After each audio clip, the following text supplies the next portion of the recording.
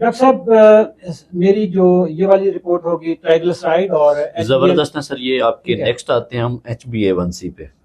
HbA1c होता है जो कि एवरेज टेस्ट होता है, जो कि आपकी पिछले 3 माह में शुगर की वैल्यूज बताता है कि किस कंट्रोल में है या नहीं है। तो अशरफ साहब के जो HbA1c है 5.7 है।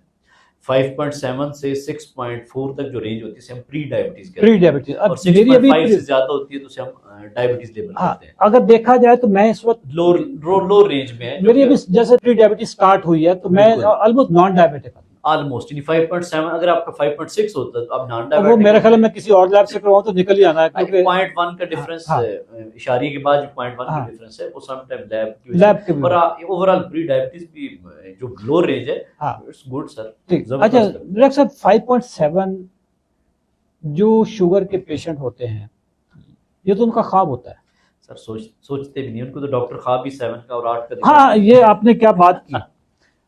डॉक्टर तो कहता ही ये है कि 7 जो है ना वो आइडियल कंट्रोल है।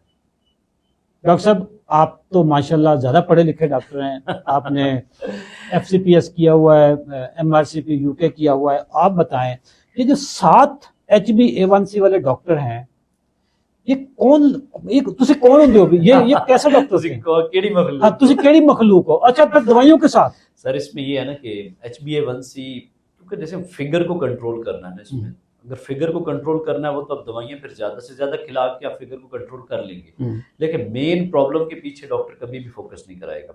वो इंसुलिन रेजिस्टेंस की कभी तरजीह नहीं देगा मरीजों को। अच्छा, बाय द वे उनको शायद पता नहीं होता है या क्या होता है, क्योंकि उनकी सारी जो ट्रीटमेंट का सेंटर है ना वो ग्लूकोज ब्लड शुगर ही होता है। ब्लड शुगर होता है, पीछे जो बीमारी है उसको पता नहीं चाहिए, आपके HbA1c इतना होना चाहिए। हाँ। अगर एक डॉक्टर कहता है कि HbA1c 7 पे दवाइयों के साथ है तो हम तो दवाइयों के बगैर टारगेट करवाते हैं।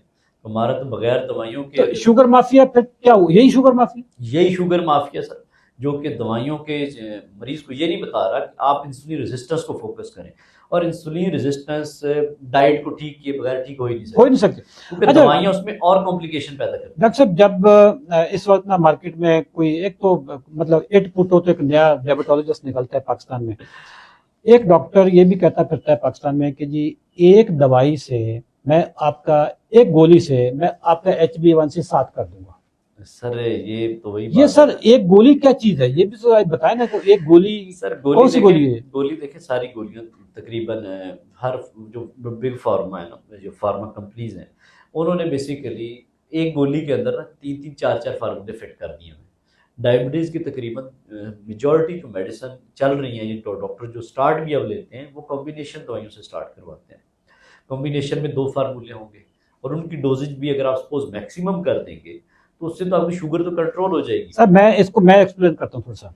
दोस्तों एक गोली है मिसाल के तौर पे ट्रिवियामेट या सीटामेट, 50,000 50/500 स्टार्ट 500 से होती है, मैक्सिमम 50,000 है। 50,000 100/1000 100/1000 ठीक है। अच्छा, अब जो डॉक्टर कहता है कि जी मैं आपकी एक गोली से आपकी शुगर, आपका HbA1c 7 पे ले आऊंगा, पहले तो जरा उससे ये पूछें कि एक गोली वाला कॉन्सेप्ट जो आप लाए हो, माशाल्लाह बहुत बड़े साइंसदान बने हो, एक गोली में अंदर कितनी गोलियां हैं? सर गोली होती है या नहीं होती, या गोली होती है या नहीं होती है, ठीक है, ये तो कोई नहीं एक गोली या 2 गोली, हाँ। वो आप एक गोली में 4 गोलियां सर एक गोली जो आपको नजर आती है उस गोली के अंदर 2 गोलियां हैं। अच्छा, फिर आप ये देखें कि उसकी जो ग्रामेज है, मतलब उसका जो वजन है, जो स्ट्रेंथ जो उसकी जो स्ट्रेंथ है, जो पोटेंसी है, आप 5 फॉर एग्जांपल सीटाग्लिप्टन 50 है, आप उसका 100 कर दें, डबल हो और जाएगी। मेटफॉर्मिन को 500 की बजाय आप 1000 कर दें। अच्छा, अब आप सुबह के टाइम पे मैक्सिमम डोज पे आ गए, शाम को भी यही कर दें, तो अब मेटफॉर्मिन तो आप 2000 से ज्यादा खा ही नहीं सकते सर, 2.5 तक मैक्सिमम, 2.5 तक, ठीक है। तो ये वाले जो डॉक्टर है ना, ये वो डॉक्टर हैं जो दवाइयां बेचने वाली कंपनीज के एजेंट होते हैं। बिल्कुल, वो बेसिक सर जी जब शुगर आपकी जिंदगी की चंद चीजें हैं उनको एलिमिनेट करने से कंट्रोल हो सकती है, ये जो दरमियान में लुच करने वाला जो एलिमेंट आता है कि जी आपकी शुगर 7 पे रहेगी और आपकी जो फास्टिंग है वो 130 पे रहेगी, 80 पे आपका रहेगा रैंडम, HbA1c 7 पे। जो भी ये डॉक्टर्स हैं ये कुछ अरसे बाद अभी ये ना 4 गोलियों से 1 गोली पे आए हैं, कुछ अरसे में ये यही बात कर रहे होंगे जो आज हम यहाँ डिस्कस कर रहे हैं। सर जी उस वक्त तक ये पाकिस्तानियों का कितना कबाड़ा कट चुके होंगे ये आपको नहीं पता। सर हम यहाँ सियासत नहीं डिस्कस करते, किसी एक बंदे ने सियासत में ऐसा शऊर पैदा किया कि आज जेल में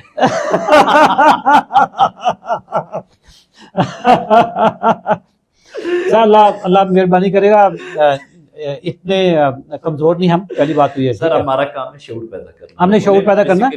और ये माफिया को पता होना चाहिए कि इस वक्त ना sugar mafia versus challenge mafia चल रहा है, ठीक है।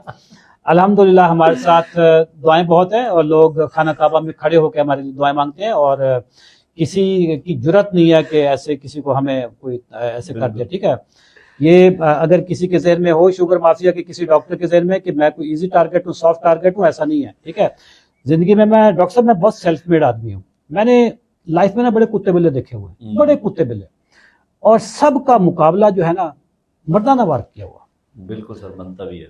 मैं पहल नहीं करता, लड़ाई में पहल नहीं करता, लेकिन एक दफा हो जाए ना तो मैं बिल्कुल मारगला पहाड़ियों के ऊपर तक छोड़ के आता हूँ, ठीक है। ठीक है, लोग इतना फिर हो जाते हैं कि वो ऑफ हो जाते हैं, ऑनलाइन से ऑफ हो जाते हैं। अच्छा डॉक्टर साहब आगे जरा आप बताइएगा मेरी अगली रिपोर्ट। सर अगला एक टेस्ट है जो कि हमने लास्ट में वीडियो बनाई थी लेकिन वो हमारे कैमरामैन ने उड़ा दी, हो गई। अच्छा सारी इंसुलिन रेजिस्टेंस के हमारे IR एक टेस्ट है जो कि इंसुलिन रेजिस्टेंस का टेस्ट है। डॉक्टर साहब ये जो टेस्ट मैं आप ही से सुना है, ये पाकिस्तान में असल बीमारी तो इंसुलिन रेजिस्टेंस की है। बिल्कुल ऐसे ही है सर, और इस टेस्ट का आज तक कोई नाम नहीं लेता। और ਤੁਸੀਂ ਕਿੱਥੋਂ ਪੜ੍ਹ ਕੇ ਆਏ, ਤੁਸੀਂ ਕਿੱਥੋਂ ਟੈਸਟ ਕੱਢਿਆ ਮੈਨੂੰ ਦੱਸੋ। सर ये टेस्ट है होम्योस्टैटिक मॉडल ऑफ